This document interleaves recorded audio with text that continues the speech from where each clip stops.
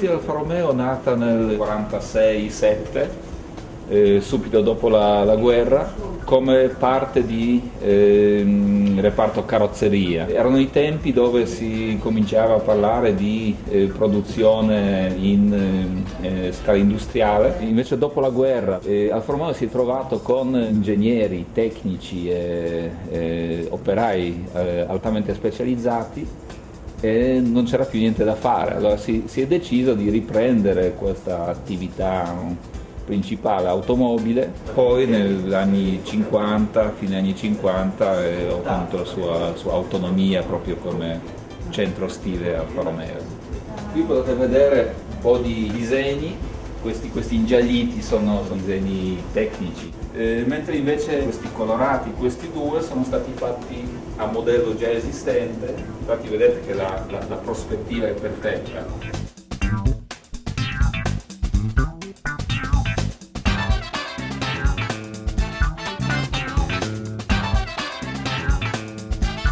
Questa è una zona dove sviluppiamo le definizioni matematiche, le descrizioni virtuali delle forme ci servono per comunicare subito e dialogare con i progettisti.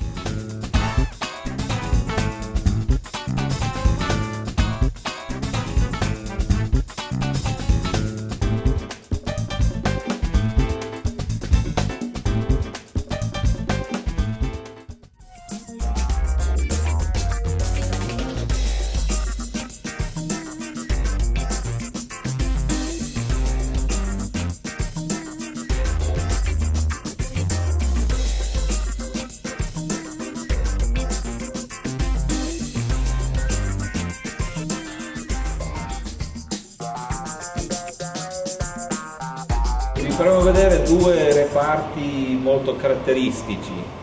Uno è questo, un reparto molto importante, il reparto di latoneria, dove si fa tutto questo che c'è in metallo sulle macchine, sui nostri prototipi.